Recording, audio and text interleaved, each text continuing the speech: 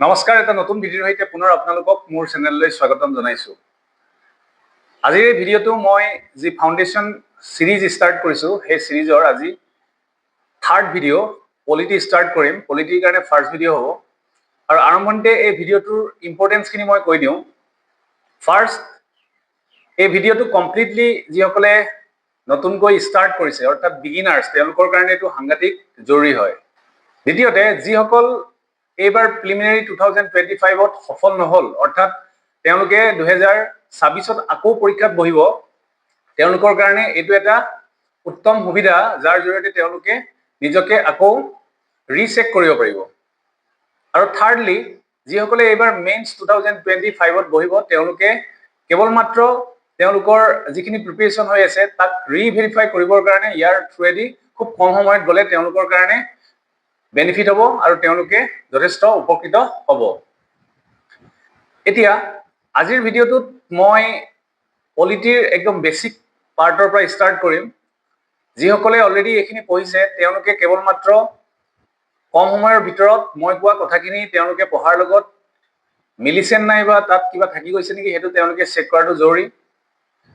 আনহাতে আৰু এটা কথা কওঁ, এই অভ্যাসটো আপোনালোকৰ হয়তো বহুতৰ গঢ়ি উঠিব লাহে লাহে। যিসকল একেবাৰে বিগিনাৰ্ছ তেওঁলোকৰ কথা বেলেগ, কিন্তু যিসকলে এতিয়া মেইনছ দিব বা অলৰেডি প্ৰিপেৰেশ্যন কৰি আছে, আমি এটা অভ্যাস কৰিব পাৰোঁ, যিটো ষ্টাৰ্টিঙত মোৰ হৈ উঠা নাছিল। আমি দীঘল ভিডিঅ' এটা যেতিয়া ইউটিউবত চাওঁ, এঘণ্টা বা 45 মিনিটৰ এনেকুৱা ভিডিঅ' কেতিয়াবা চাব লগা হয়, বা মোৰ ভিডিঅ'বোৰ কেতিয়াবা দীঘল হয়, তেতিয়া আমি স্পীডটো প্ৰায় 1.25ৰ পৰা 2.0লৈ দিব পাৰিম। 2.0ত অভ্যাসটো প্ৰথমতে হৈ নুঠে, কিন্তু লাহে লাহে ই হেবিট হৈ পৰিব। গতিকে আপোনালোকে সেইধৰণে একেবাৰে নৰ্মেলত নাচাই 1.25 বা 1.50ত যদি চাই, কম সময়ত আপোনালোকৰ ভিডিঅ'টো চোৱাত সুবিধা হ'ব আৰু লাহে লাহে এইটো হেবিট হৈ পৰিব আৰু লাষ্টত আপোনালোকে 2.0টো কথাখিনি বুজি পোৱাৰ নিচিনা হ'ব। এই হেবিটটো কৰিব।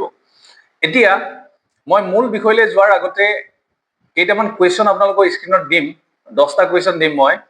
UPSC প্ৰিভিয়াছ কুৱেশ্যন হয় আৰু এই কুৱেশ্যনখিনি এইকাৰণে দিছোঁ, প্ৰথম অৱস্থাত যিসকল বিগিনাৰ্ছ তেওঁলোকেও এই 10টা কুৱেশ্যনৰ এনচাৰ দিবৰ কাৰণে চেষ্টা কৰিব, আৰু যিসকলে এইবাৰ পৰীক্ষাত সফল নহল তেওঁলোকেও এই কুৱেশ্যনকেইটা ভিডিঅ'টো আৰম্ভ কৰাৰ আগতেই পজ কৰি পেলাই এনচাৰ দিবলৈ চেষ্টা কৰিব। যিসকলে মেইনছ এইবাৰ দিব তেওঁলোকেও এবাৰ চেক কৰিব।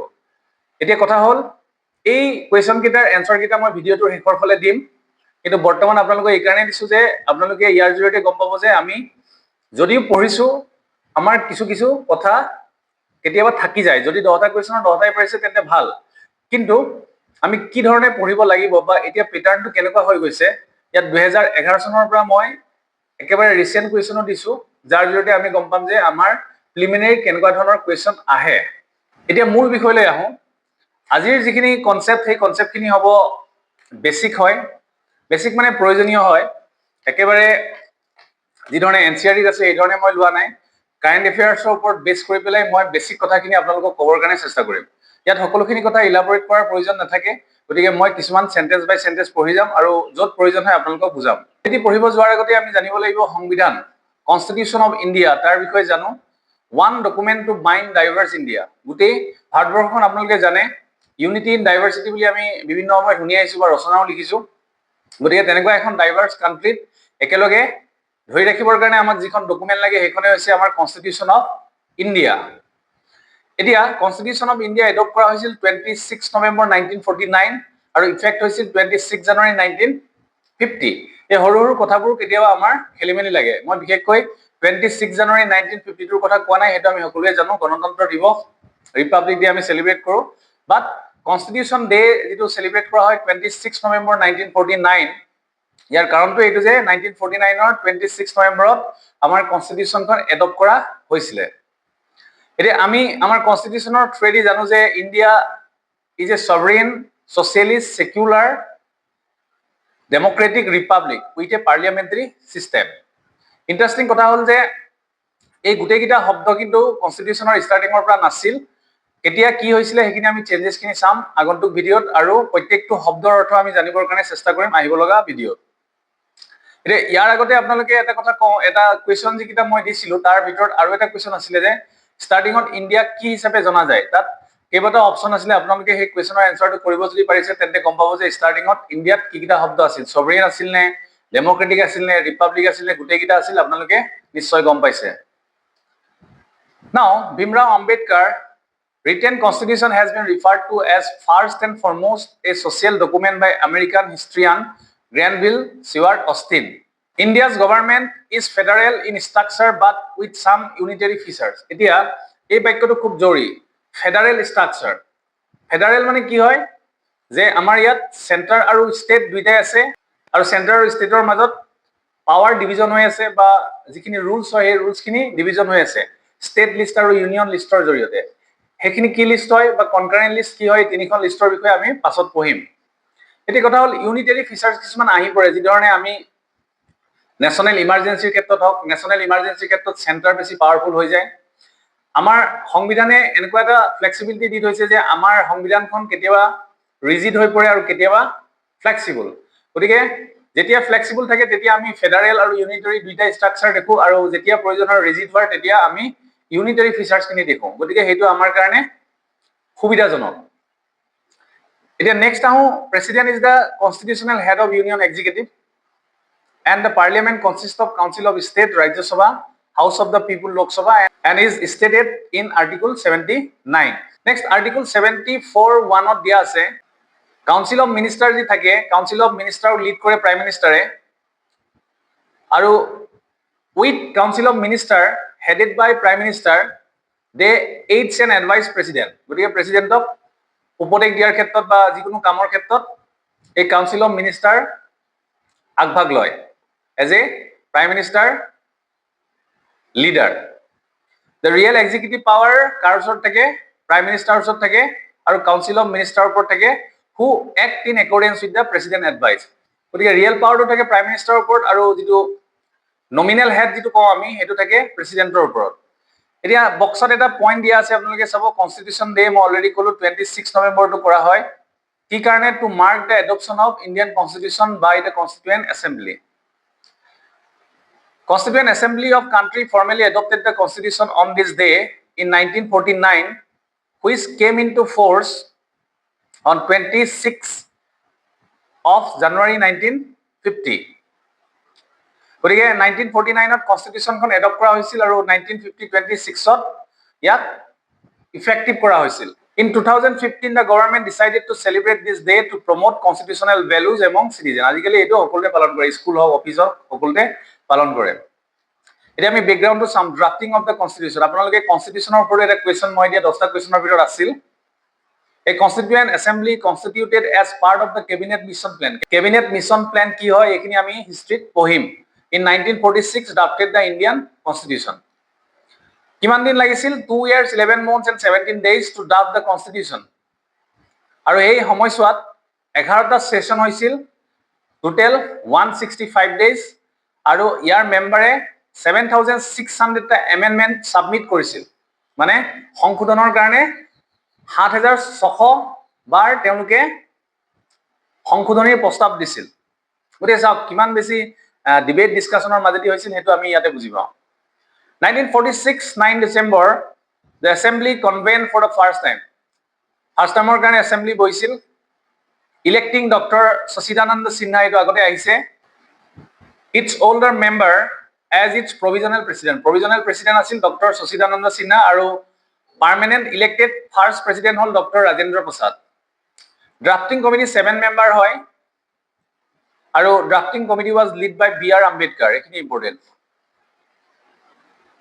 নেক্সট আমাৰ কনষ্টিটিউচনখন এনেকুৱা এটা ইন্টাৰেষ্টিং হয় যে ইয়াত যিবিলাক বেলেগ বেলেগ দেশৰ ভাল ভাল ফিচাৰ্ছ আছে সেইখিনি তাৰ পৰা বড়ো কৰি পেলাই আমাৰ ভাৰতীয় সংবিধানত সংযোগ কৰা হৈছে যাতে আমাৰ ভাৰতবৰ্ষৰ সংবিধানত আন দেশৰ ভাল ভাল প্ৰভিজন বিলাক থাকে গতিকে তাৰে কেইটামান প্ৰভিজন মই ইয়াত বক্সত দিছো fundamental rights and independent judiciary এটো আহিছে ইউএছএৰ পৰা parliamentary system Britain post off president of federal government system কানাডাৰ পৰা Constitutional Amendment System Africa, Fundamental Duties Soviet Union, Emergency Provision Germany, Directive Principle of Policy Ireland, Republican System of Governance France, Concurrent List Australia. এখিনি আমি জানিব লাগিব বিভিন্ন question মেইনছটো এনেকুৱা ওপৰত আহিব যিখিনি আমি পাছত ডিসকাস কৰিম বাট ফৰ দ্য টাইম বিং আপোনালোকে জনা উচিত যে আমাৰ ভাৰতীয় সংবিধানখন বেলেগ বেলেগ দেশৰ ভাল ভাল প্ৰভিজনবোৰ আনি সংযোগ কৰা এখন সংবিধান হয় নেক্সট আহিলে বেসিক স্ট্ৰাকচাৰ ডক্ট্ৰিন খুব ইম্পৰ্টেন্ট হয় কাৰেন্ট কনটেক্সটৰ ওপৰত দিছো মই এই যে আপোনালোকক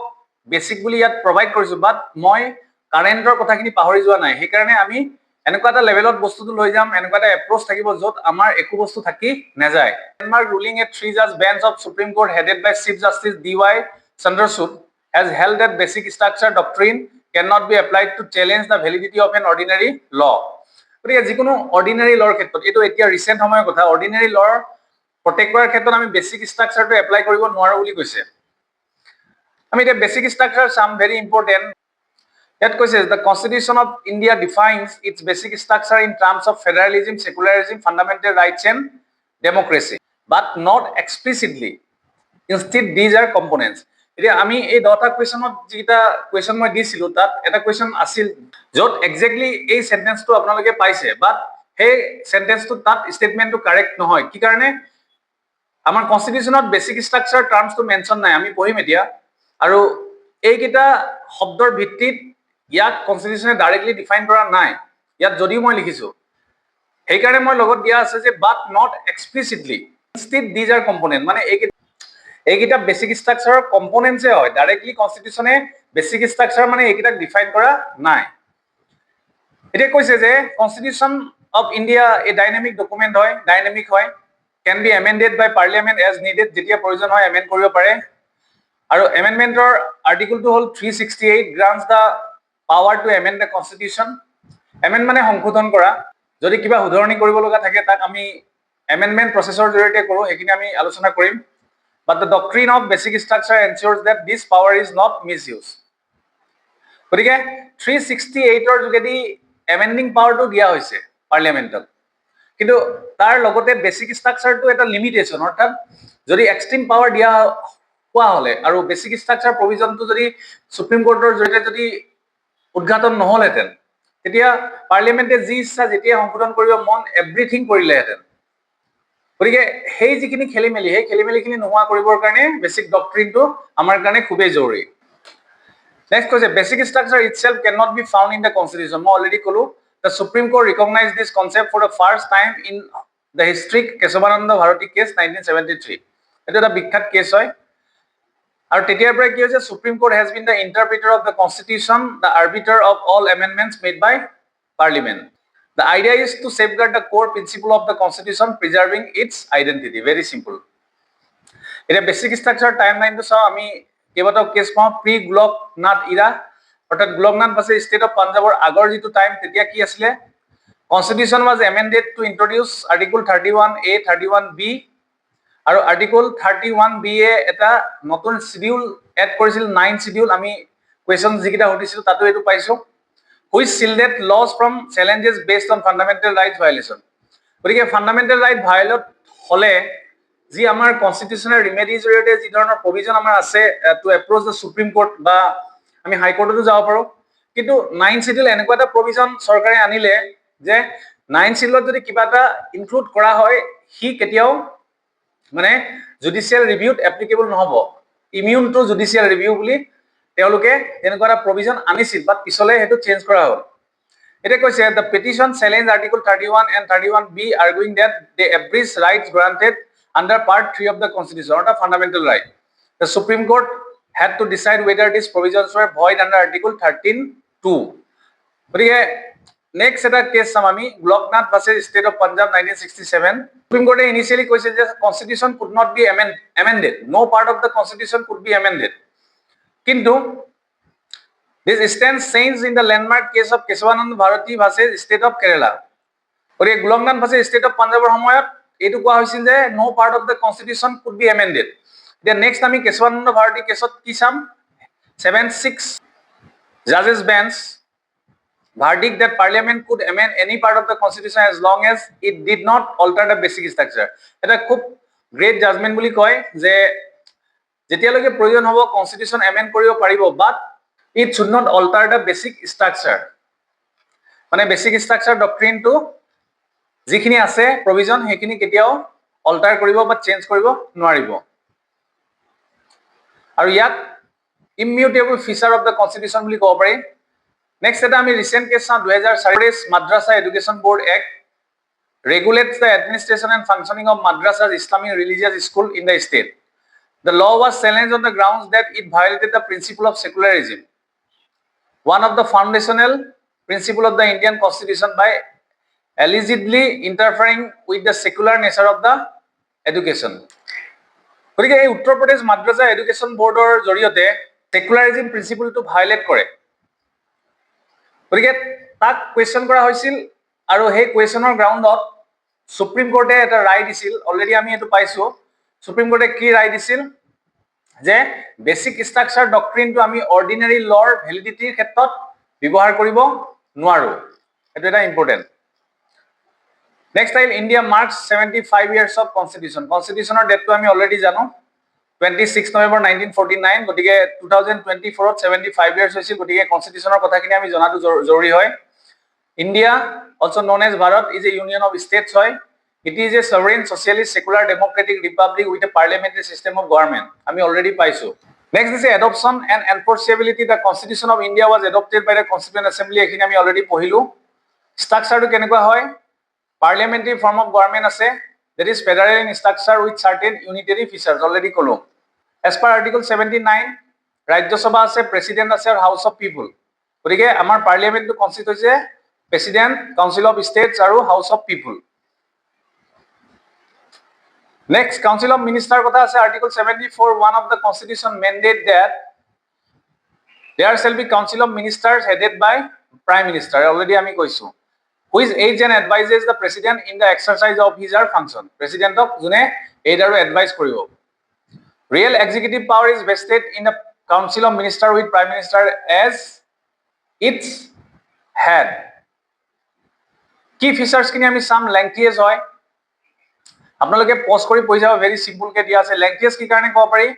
অৰিজিনেলি 395 টা আৰ্টিকল আছিল, 22 পাৰ্টছ আৰু 9 শিডিউলত ডিভাইড কৰা হৈছিল। এতিয়া আছে 448 articles as of 105th constitutional amendment.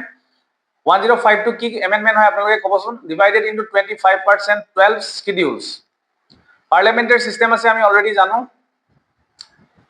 দুটা প্ৰিন্সিপল আমি চাওঁ, কোঅপাৰেশ্যন প্ৰিন্সিপল আৰু coordination principle between the legislative executive organs. আমাৰ তিনটা অৰ্গেন আছে, জুডিচিয়াৰী, লেজিসলেটিভ আৰু এক্সিকিউটিভ হয়। তেওঁলোকৰ যেটো ৰুলছ বিলাক ডিফাৰেন্ট হয়, বাট এটা কোঅৰ্ডিনেশ্যন আৰু কোঅপাৰেশ্যনৰ জৰিয়তে তেওঁলোকে কাম কৰি থাকে। সেপাৰেশন অফ পাৱাৰ ডেফিনেটলি আছে with the two organs, that is legislative and executive. Flexible হয়, ৰিজিডিটিও আছে, ফ্লেক্সিবিলিটিও আছে। অলৰেডি মই কৈছো। Fundamental rights. ফান্ডামেন্টাল ৰাইটছৰ কমপ্লিট ভিডিও দুটা দিয়া আছে, আপোনালোকে কাইন্ডলি চাব। যিসকল নিউ হয় বা যিসকলে অলৰেডি প্ৰিপেয়াৰ কৰি আছে তেওঁলোকেও চাব। Directive principle of state policy. DPSP আমি জানো। ডিপিএছপি মানে ষ্টেটে যিখিনি কাম কৰিব লাগে ষ্টেট গভৰ্নেন্সৰ ক্ষেত্ৰত জৰুৰী যিখিনি অবজেক্টিভ আৰু এইমছ আছে ডিপিএছপি দিয়া আছে। আমি এটা কুৱেশ্যন অলৰেডি পাইছো। ফান্ডামেন্টাল ডিউটিজ খিনি আমি চাব লাগিব। আমাৰ সিটিজেন হিচাপে যিখিনি ডিউটি আছে সেইখিনি আপোনালোকে ইয়াত পাব। কনষ্টিটিউচনতে আছে। 42nd amendment part 4A has been added. Amendment বিলাক আমি চাব লাগিব। 42nd এমেণ্ডমেণ্টৰ জৰিয়তে পাৰ্ট 4A সংযোগ কৰা হৈছে, এড কৰা হৈছে কনষ্টিটিউচনত। ফেডাৰেল সিস্টেম অফ গভৰ্নমেন্ট হয়। ফেডাৰেল সিস্টেম মানে কি? Article 1 describe that India is a union of states. ফেডাৰেশনৰ কথাটো আমি চাম। Indian federation is not result of agreement. যেনেকৈ USA এগ্ৰিমেণ্টৰ বেচিছত ইউনাইটেড ষ্টেটছ অফ আমেৰিকা হয়। কোনো ষ্টেটে আমাৰ ভাৰতবৰ্ষৰ যি যুক্তৰাষ্ট্ৰ তাৰ পৰা আঁতৰি যাব নোৱাৰে, কেন নট চিচিট। কিন্তু আমেৰিকাৰ ক্ষেত্ৰত যিকোনো ষ্টেটে সেই যি ইউনিয়ন হয় তাৰ পৰা আঁতৰি যাব পাৰে, এইটো ডিফাৰেন্স হয়। গতিকে ইয়াত কৈছে secondly no state has the right to secede from the federation of India. Adult suffrage আমি জানো 18 বছৰ, আগতে 21 বছৰ আছিল। 61st এমেণ্ডমেণ্টৰ পাছত 1988ৰ পাছত ইয়াক 18 বছৰলৈ ৰিডিউস কৰা হ'ল। Independent judiciary. জুডিচিয়াৰীৰ কথা আমি জানো। Judiciary is essential for impartial adjudication of dispute between individuals, between union and state, between union state and individuals. Secular state হয়। আমেৰিকান সেকুলাৰিজম আৰু ইণ্ডিয়াৰ সেকুলাৰিজমৰ মাজত লিটিল ডিফাৰেন্স আছে। আমি আগন্তুক দিনত যেতিয়া শব্দবোৰ আমি এনালাইসিস কৰিম তেতিয়া আপোনালোকক মই ডেফিনেটলি কম। সেকুলাৰ টাৰ্মটো কেতিয়া ভৰোৱা হ'ল? বাই 42nd amendment 1976। Article 25, 28 of the Constitution give concrete shape to this concept of secularism. Single citizenship হয়। আমেৰিকাৰ ক্ষেত্ৰত ডাবল সিটিজেনশিপ আছে, USA ৰ ক্ষেত্ৰত।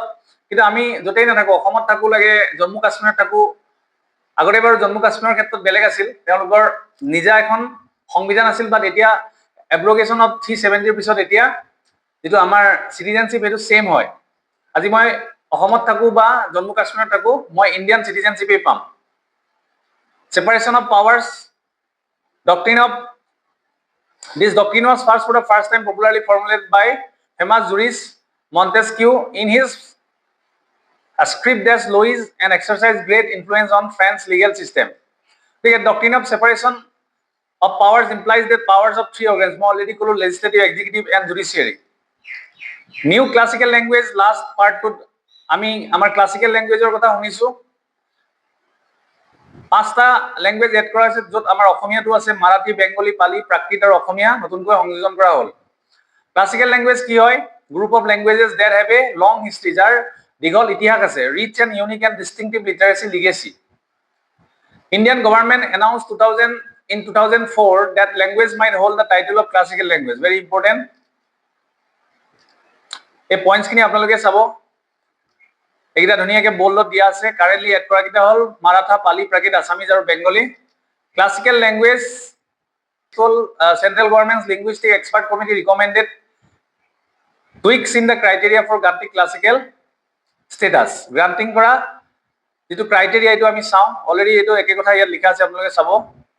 High antiquity of its early texts, recorded history over a period of 1500 to 2000 years. Long history থাকিব লাগিব। Body of ancient literature text which is considered a valuable heritage by a generation of speakers. The literary traditions to be original, not borrowed from another speech community. Very important. Benefits কি হ'ব? International award for scholars, establishment of centers of excellence, and creation of professional share in universities. এতিয়া আমি lastly যেটা question দিছিলো তাৰ answer খিনি চাও। মই টিক কৰি যাম, আপোনালোকৰ লগত মিলিছেন নাই চাব। এক্সপ্লেনেশন মই নকৰো, ভিডিওটো অলৰেডি দীঘল আছে, পিছত মই কেতিয়াবা এক্সপ্লেইন কৰিম। Question number 1. Authorization of power withdrawal of funds from the consolidated fund of India must come from B. Parliament of India. Secondly, under the Constitution of India, which one of the following is not fundamental duty? To vote in public election. Next, Prime Minister of India at the time of his appointment. Point number A. যিকোনো হাউসৰ member নাথাকিলেও কথা নাই, কিন্তু যিকোনো হাউসৰ member হ'ব লাগিব within 6 months. According to the Constitution of India, which of the following are fundamental for the governance? এটো already আমি এটা পঢ়ি থাকোতে পাইছো, DPSP 2023 এই কোৱেশ্চনটো চাব। Statement constitution day celebrated on 26 November every day, এটো কাৰেক্ট হয়। কিন্তু 26 নৱেম্বৰ কনস্টিটিউশন অ্যাসেম্বলি বনোৱা হৈছিল বুলি কৈছে, ফৰ ড্ৰাফটিং নহয়। অলৰেডি 26 নৱেম্বৰ কনস্টিটিউশন এডপ্ট কৰা হৈছে, এটো কাৰেক্ট আৰু এটো ইনকারেক্ট, গতিকে স্টেটমেন্ট সি টু কারেক্ট হ'ব। What was the exact constitutional status of India on 26? মই এটো কৈছিলো যে এতিয়া সোশ্যালিস্ট আৰু সেকুলাৰ শব্দটো নাছিল, গতিকে বি, সভৰেন ডেমোক্ৰেটিক ৰিপাব্লিক। নেক্সট 7 নম্বৰত, consider the following statement. Constitution of India defines basic structure and federalism. এটো মই কলো এক্সপ্লিসিটলি নহয়, গতিকে এটো আমি এতিয়া ইয়াত ইনকারেক্ট ধৰিম, কাৰণ আমি কেশৱানন্দ ভাৰতী কেছৰ পৰাহে বেসিক স্ট্ৰাকচাৰ টাৰ্মছটো আহিছে। সেকেন্ডাৰীও নহয়। Provide judicial review to safeguard citizen liberties and to preserve the ideals of নহয়, এটো নহয়, গতিকে neither 1 nor 2. 8 নম্বৰটো preamble of the Constitution India, last নম্বৰটো, a part of the Constitution but has no legal effect. Legal effect নাথাকে independently of others, কেতিয়াও ইয়াত legal effect নাথাকে, but important part হয়। Separation of judiciary from the executive is enjoined by, that is directive principle of state policy. Last question, consider the following statement. The Parliament of India can place a particular law in the 9th schedule. The validity of the law placed in the 9th schedule cannot be examined by any court or no judgment. এটো at present নহয়, starting on আসিলে যেটো আমি কৈছিলো যে pre Golaknath কেছৰ সময়ত আমি যেটো কৰিছিলো তেতিয়া বেলেগ কথা। এতিয়া এক টু কাৰেক্ট, 2 টু ইনকাৰেক্ট, গতিকে অনলি 1। আশা কৰিছো আজিৰ ভিডিওটোৱে আপোনালোকক যথেষ্ট সহায় কৰিব, আৰু এজ এ বিগিনাৰ আপোনালোকে ইয়াৰ পৰা নিশ্চয় কিবা এটা শিকিব পাৰিছে। আৰু মই এই কোৱেশ্চনছখিনি এই কাৰণে দিলো, এই কোৱেশ্চনছখিনিৰ জৰিয়তে আমি এটা কথা গম পাওঁ যে আমি কিমান কনসেপচুয়ালি পঢ়িব লাগিব, কিমান কথাখিনি আয়ত্ব কৰিব লাগিব, যাৰ যোগেদি আমি মানে কুৱেশ্যনছখিনি এটেম্প কৰাৰ ক্ষেত্ৰত সহজ হ'ব। আদাৰৱাইজ আমি যদি এনেই ৰাফলি পঢ়ি যাওঁ, আমি ৰিভাইজ নকৰোঁ, তেন্তে আমাৰ MCQত আমাৰ প্ৰায়বোৰ অপশ্যনেই ছেম নিচিনা লাগে। গতিকে বাৰম্বাৰ মই বাৰে বাৰে এটাই ক'ম যে ৰিভাইজৰ প্ৰয়োজন আছে, আৰু আমি যিখিনি পঢ়োঁ কনচেপচুৱেলি পঢ়িব লাগিব, কনচেপ্ট ক্লিয়াৰ কৰি পঢ়িব লাগিব। এতিয়াৰ ভিডিঅ'টো মই ইমানতে থৈছোঁ। আকৌ এটা নতুন ভিডিঅ'তে আপোনালোকক লগ পাম। পঢ়ি থাকক, সময় নষ্ট নকৰিব। নমস্কাৰ।